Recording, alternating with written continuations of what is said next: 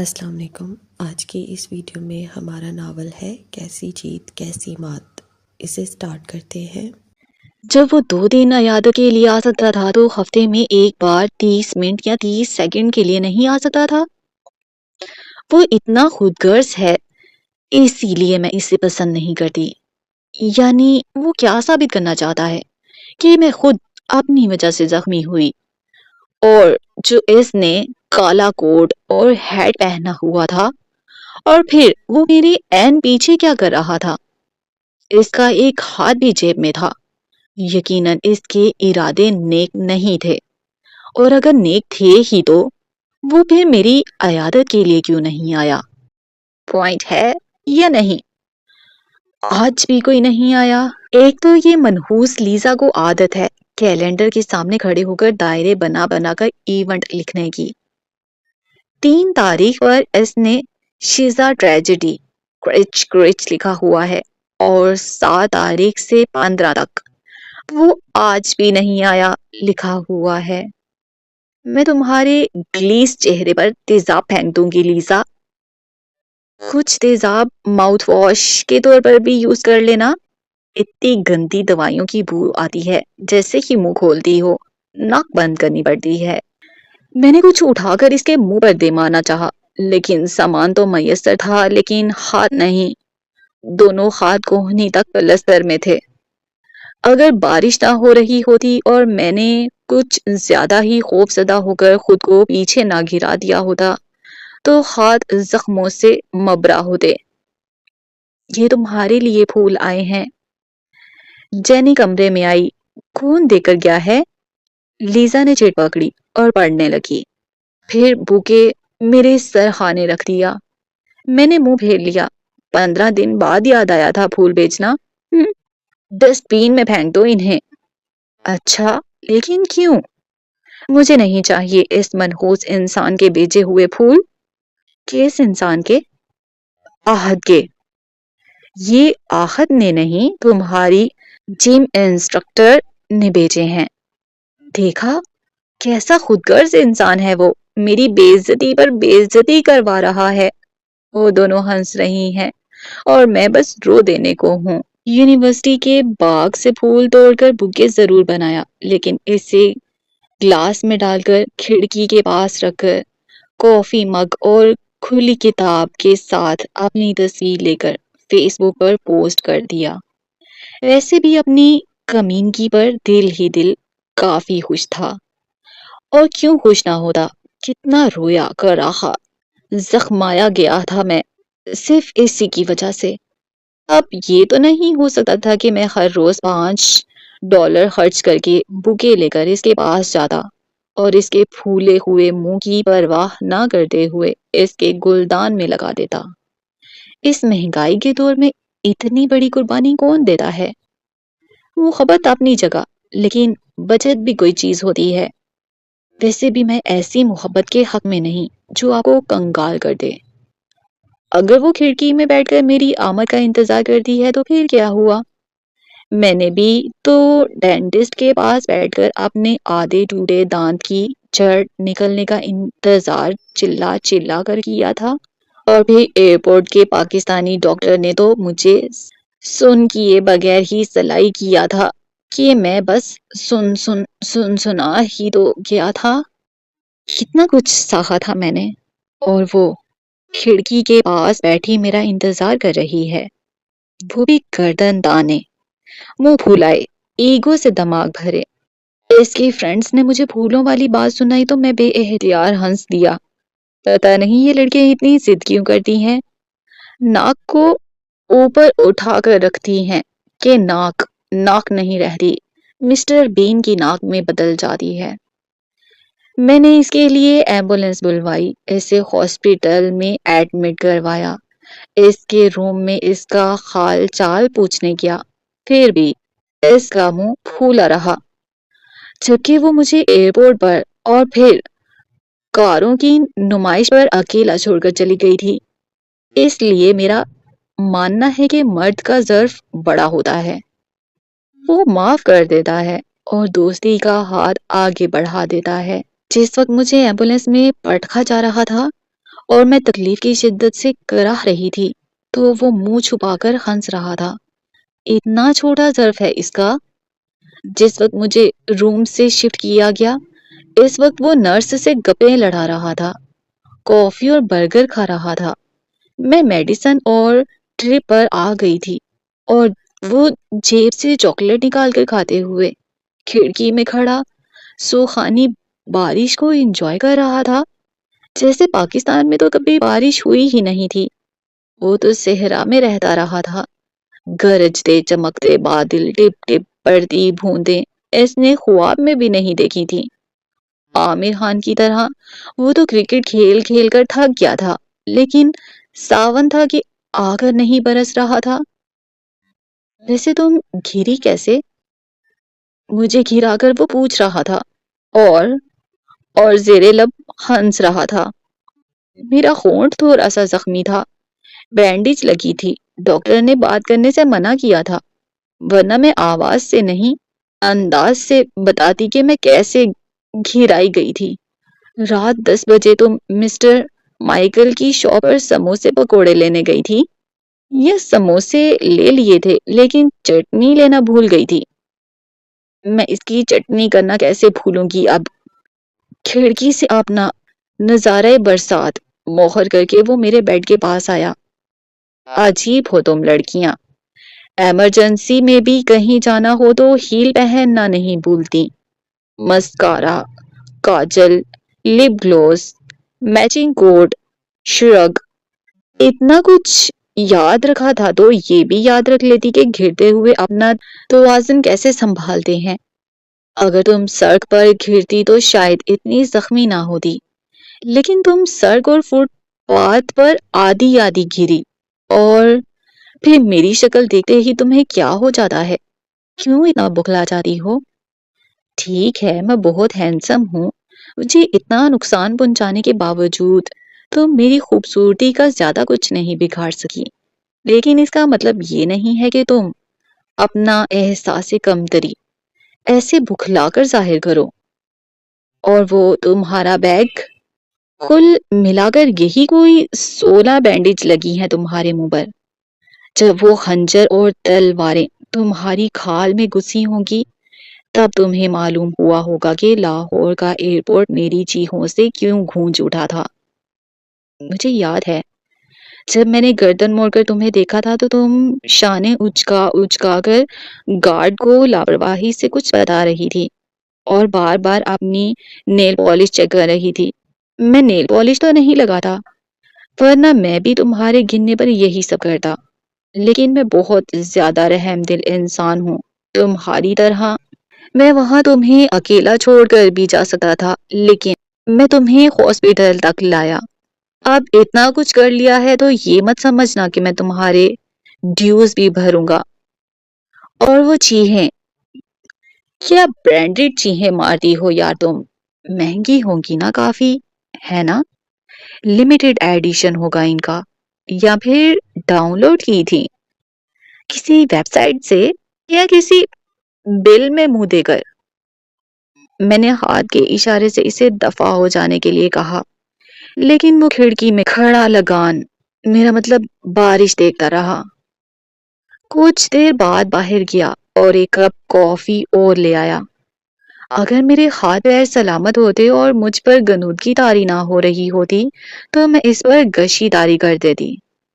ٹھیک ہے میں وہ سب نہیں سیکھ سکی تھی جو بابا نے سکھانا چاہا تھا، لیکن ایسی گئی گزری بھی نہیں رہی تھی کہ اسے مزہ نہ چکھا سکتی۔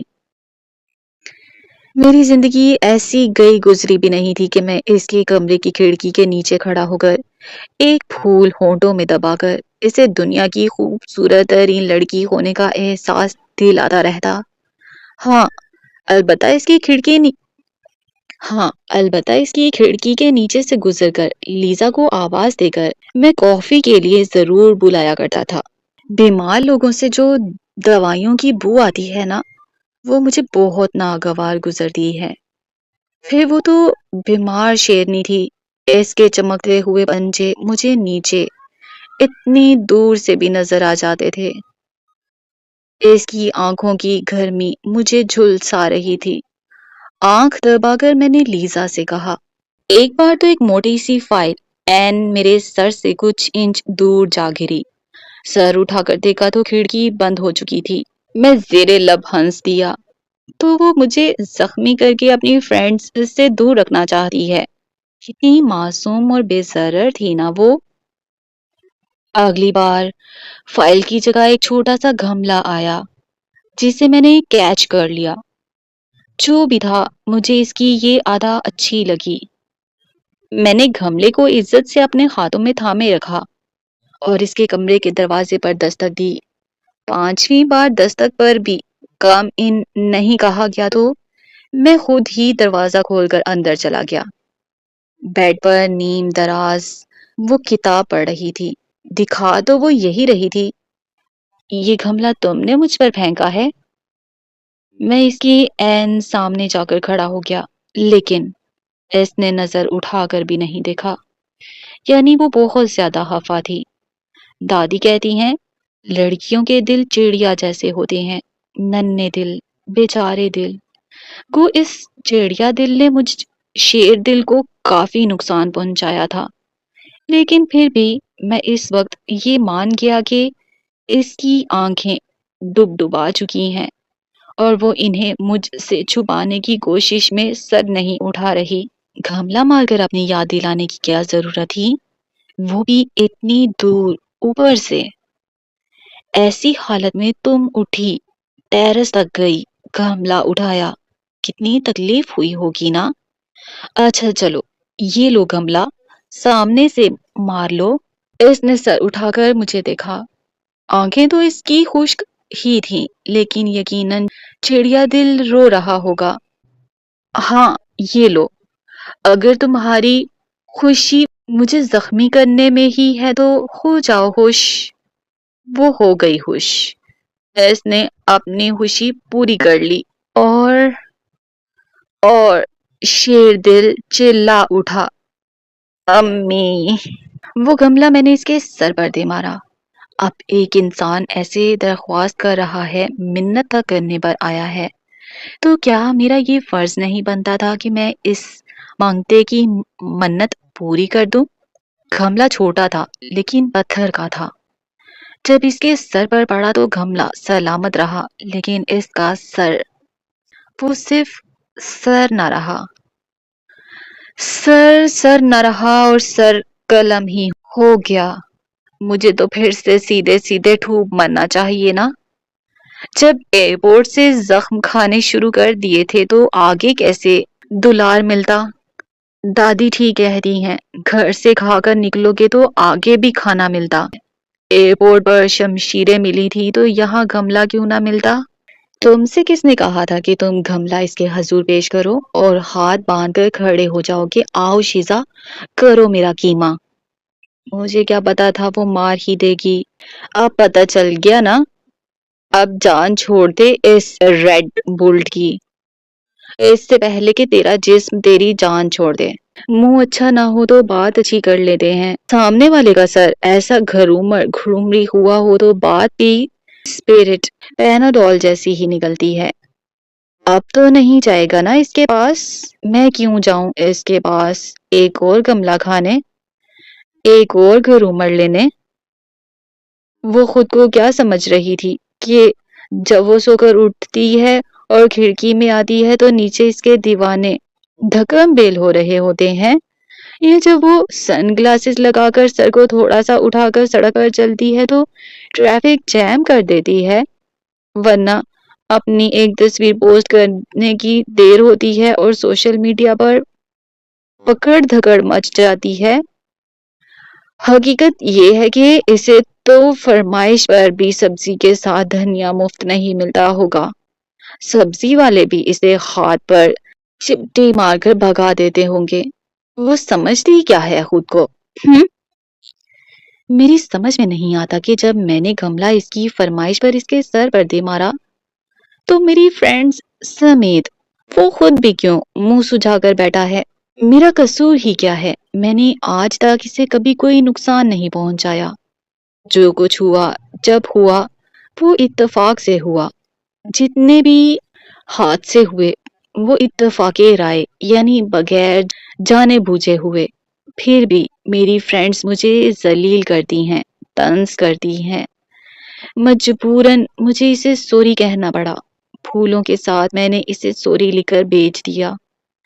گو یہ سوری میری دل پر کسی بوجھ کی طرح پڑا رہا، لیکن کچھ کام دل پر پتھر رکھ کر کرنے ہی پڑتے ہیں۔ پتھر سے سر پر گھرومر پڑا ہو اور پھر سوری آئے پھولوں کے ساتھ۔ 4 ہفتے اور 3 دن کے بعد پیشانی پر گھرومر بیٹھ چکا تھا، لیکن ایسے گم گشتہ سوری کی آمد پر وہ بھی اٹھ کر کھڑا ہو گیا اور اس نے مجھے غیرت دلائی، خبردار جو یہ سوری قبول کیا تو اگلے ہی کوریئر سے میں نے پھول اور سوری اسے واپس بھجوا دیا۔ دوبارہ اپنی شکل نہ دکھانا کسی بھی ذریعے سے۔ اس کے سوری کے نیچے میں نے لکھ دیا، ٹھیک ہے مجنوں نے بھاگ بھاگ کر لیلا کے لیے صحرا پار کیا ہوگا، فرحاد نے نہر نکالی ہوگی، رانجھے نے چاکری کی ہوگی، لیکن ہم یہ سب کیوں کریں؟ وہ سب تو دیوانے تھے، مجھے کیا ضرورت تھی خواہ مخواہ اتنا مستانہ بننے کی۔ اگلے دن اس کا رکا موصول ہو گیا۔ پھول کیوں واپس کیے؟ پیسے دو ان پھولوں کے اور کوریئر سروس کے بھی۔ اب ایسی لڑکی کے لیے میں کیا دودھ کی نہریں نکالوں جو مجھ سے پائی پائی کا حساب لے رہی تھی۔ میں نے پیسے دے دیے، لیکن پیسے بھی واپس آ گئے۔ پورے کر کے دو، بل بیچ دو۔ اس نے رسیدیں بیچ دی۔ یہی کوئی $آدھا کم تھا، وہ $آدھا پورا کر کے میں نے بیچ دیا۔ زیادہ پیسوں کی شو مارنے کی ضرورت نہیں شوہے، امیر ہوگے تو اپنے گھر، یہ رکھو اپنے بقایا پیسے۔ 50 سینٹ میرے منہ پر مارنے کے لیے، $5 بس کے کرائے جتنا پیدل چل کر آئی ہو۔ ہاں، عزت نفس بھی کوئی چیز ہوتی ہے۔ عزت نفس اتنی ہی پیاری ہے تو پھولوں کے پیسے کیوں لیے؟ میں نے کہا تھا مجھے پھول بھیجو۔ اگر بیچ دیے تھے تو کسی گملے میں لگا لیتے، واپس کیوں بھیجے؟ اب بھوک تو 2 سال سے تمہیں بھگت ہو رہا ہوں۔ پتا نہیں کہ اس کا منہ دیکھ کر ایئرپورٹ کے لیے نکلا تھا کہ آفتیں بلائیں چڑیلیں یعنی جھمیلے ختم ہونے میں نہیں آ رہے۔ تو کس نے کہا تھا اپنی شکل دے کر نکلو؟ بات کو زیادہ طول دینے کی ضرورت نہیں۔ تمہیں کیا لگتا ہے کیا میں سمجھتی نہیں؟ یہ ٹرکس اب پرانے ہو چکے ہیں، تو جو نیا ہے وہ کر لیتا ہوں۔ وہ سامنے دیکھ رہی ہو، اسے دروازہ کہتے ہیں۔ یہ میرے ہاتھ میں دیکھ رہے ہو، اسے بیگ کہتے ہیں۔ ہاں، اب وہ اپنا بیگ ہمہ وقت لے کر گھومتی ہے۔ میں کوئی ڈرا ورا تو نہیں تھا، لیکن بس میں نے لڑائی کو طول دینا مناسب نہیں سمجھا۔ ایسے بھی لڑکیوں سے کیا لڑنا، آخر ایک دن سب کی طرح وہ بھی مر ہی جائیں گی، بلکہ شاید کچھ پہلے ہی مر جائیں۔ مرنے والوں سے کیسی دشمنی؟ تم بدھو ہو یا دیوانے؟ میں تو بس سیانہ ہوں۔ کیوں؟ کیونکہ تم اتنی سی بات نہیں سمجھ سکے کہ وہ تمہیں 50 سینٹ واپس کرنے نہیں آئی تھی۔ وہ یہی واپس کرنے آئی تھی۔ اس نے ایسے میرے سامنے پھینکے، ایسے سچی، اوہ سچ جاننے والے جھوٹے۔ وہ جو بار بار پیسے لینے پیسے دینے آ رہی تھی، وہ دراصل پیسوں کے لیے نہیں تمہارے لیے آ رہی تھی۔ تم اتنی سی بات نہیں سمجھ سکے؟ میں اتنی سی بات کیسے سمجھتا جب میرے سر پر میرے دماغ کے قریب و جوار میں ارفع و اعلیٰ قسم کی نادر و نایاب چوٹیں لگ چکی تھی تو میں کیسے سمجھتا؟ تمہارا مطلب ہے وہ مجھ سے ملنے آ رہی تھی؟ جبران نے اپنی فائل میرے سر پر دے ماری اور چلا گیا۔ میں بھی چلا گیا اس کے ہاسٹل۔ شام تھی اور سناٹا بھی۔ وہ شاید ابھی ابھی یونیورسٹی سے واپس آئی تھی۔ ٹیرس پر بیٹھی کافی پی رہی تھی۔ اب چونکہ اس کے ہاتھ میں کافی کا مگ تھا اور کافی ہوتی بھی گرم ہے، تو میں واپس لوٹ آیا۔ جبران کیا ہے، کچھ بھی سمجھ لیتا ہے۔ رات بھر مجھے نیند نہیں آئی، اس کی یاد میں نہیں، بلکہ ان کراہوں سے جو وہ مجھے دیتی رہی تھی۔ اگلے دن میں اس کی کلاس میں گیا اور 50 سینٹ کا سکہ اس کے سامنے دے مارا. یہ پکڑو, یہ چل نہیں رہا. چلے گا کیسے؟ اس کے پیر ہی نہیں ہے. کیوں؟ اسے بھی تم نے لنگڑا کر دیا ہے. وہ سیٹ سے اٹھ کر کھڑی ہو گئی. یا اپنے الفاظ بدل لو یا انداز, سمجھے؟ مجھے عادت نہیں ایسے لہجے سننے کی. مجھے تو بہت عادت تھی نا تلواریں اور گھوڑے کی نال کھانے کی. وہ تمہارا نصیب تھا. وہ میرا نصیب تھا تو تم بھی بن جاؤ. موٹی سی کتاب کو اس نے مضبوطی سے ہاتھ میں پکڑ لیا. گو میں ڈرا نہیں, لیکن ایک قدم پیچھے ہٹ گیا. 4 قدم, 6. یہ 50 سینٹ لو اور بدل کے دو. یہی کوئی اس کے 10 قدم دور ہو کر میں نے کہا. اس نے سکے کو اپنے ہاتھ میں لیا اور بیگ میں رکھا اور نیا سکہ نکال کر ٹیبل پر زور سے دے مارا. یہ لو اور دوبارہ اپنی شکل نہ دکھانا. مجھے کیا ضرورت تھی اسے دوبارہ اپنی شکل دکھانے کی؟ میں نے اپنا سکہ لیا اور ابھی وہ کلاس سے باہر نہیں نکلا تھا کہ میں نے تیزی سے سکہ بیگ سے واپس باہر نکالا. مجھے ایک دم سے یاد آیا کہ اس میں کچھ غیر معمولی پن تھا. سکے کے ایک طرف شیزا اور دوسری طرف آہد لکھا تھا. جب میں تیزی سے اس کے پیچھے چلتی ہوئی گئی تو وہ کچھ گنگنا رہا تھا اور میرے دیے سکے کو ہوا میں اچھال رہا تھا. یہ کیا ہے؟ میں نے سکہ اس کے سامنے کیا. شیزا اور آہد. میں نے اس پر ہم دونوں کا نام لکھ دیا ہے. کیوں؟ کیونکہ میرا تو دور دور تک کوئی عظیم کارنامہ سر انجام دینے کا پروگرام نہیں کہ میرا نام کسی سکے پر کوند ہو. تمہارا ارادہ ہوا بھی تو تمہارے نصیب میں یہ سب نہیں ہوگا, اس لیے لکھ دیا. اب کوئی انسان آگے سے ایسے فلسفے جھاڑے تو کوئی کیا کرے؟ وہ اتنے غصے میں چلتی ہوئی میرے پاس آئی تھی کہ میں چاہ کر بھی نہیں کہہ سکا کہ لوگ پرپوز کرتے ہیں تو رنگ دیتے ہیں. میں سکہ دے رہا ہوں, وہ بھی 50 سینٹ کا, وہ بھی آمیر کی, وہ بھی امریکہ میں کھڑے ہو کر. بس کیا کروں؟ بچپن میں مجھے چڑیا کا روسٹ کھانے کا بہت شوق تھا, کھایا بھی تھا. اسی لیے بس میرا دل. سنو شیزا, میں نے کچھ اتنی بلند آواز میں کہا کہ سب چونک کر مجھے دیکھنے لگے. کچھ دور اس کی فرینڈز بھی کھڑی تھیں. وہ زیر لب مسکرا دیں.